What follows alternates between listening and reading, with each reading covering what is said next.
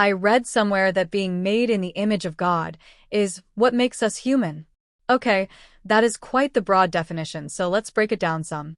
Being made in God's image sets humanity apart from every other living being on the planet. But how? I think eliminating the things it is not can help show what it actually is.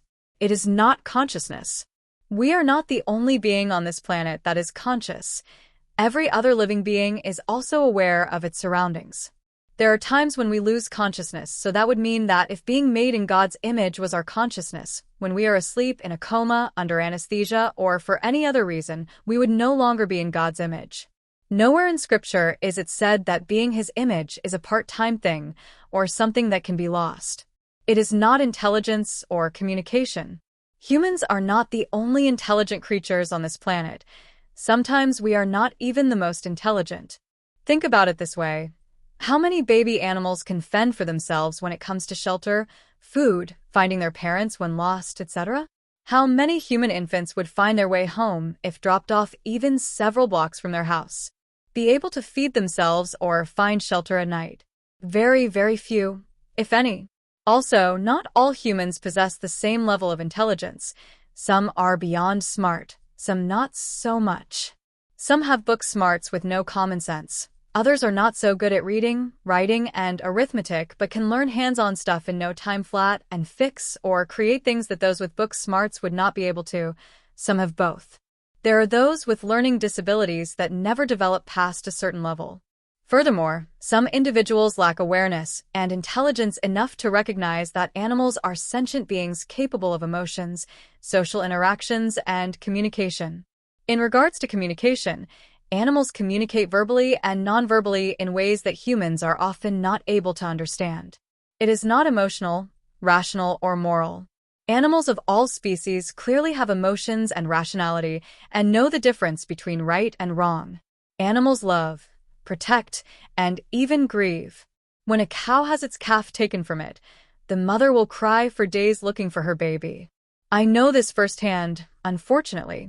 Cats, dogs, and every other species I've ever spent time observing know when they have done something wrong and, at times, will even contemplate the action prior to executing it, as if weighing the consequences over the results of the action. Animals are smart enough to pacify humans by obeying commands they are given and even learning to communicate with us. These behaviors can be seen in all species. Not to mention the fact that God withheld the knowledge of right and wrong from Adam and Eve, which would mean that they would not have been fully in His image prior to having eaten from the tree. Nothing in Scripture gives any indication that God made humans partially in His image. These examples illustrate that being made in God's image is not solely determined by brain functions. Physically, the passage explicitly states that we are created in resemblance to Him.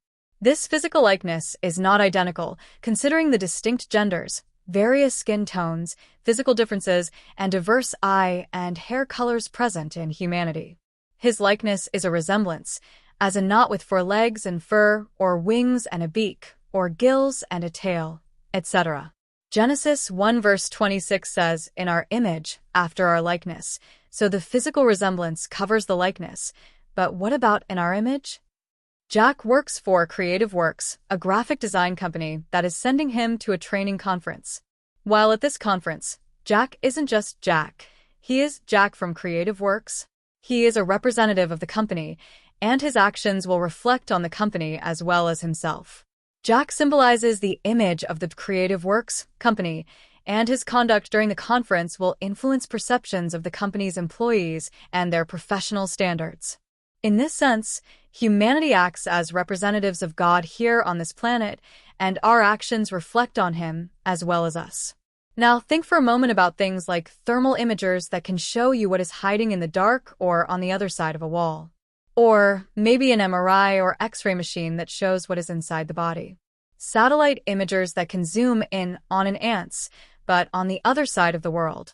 These examples of imagers reveal unseen aspects, just as we reveal our Creator. Through the act of creating humans in His image, God establishes a special relationship between Himself and humanity, entrusting them with the responsibility to care for His creation and act as His ambassadors on earth. We are His physical representative, the evidence of his existence.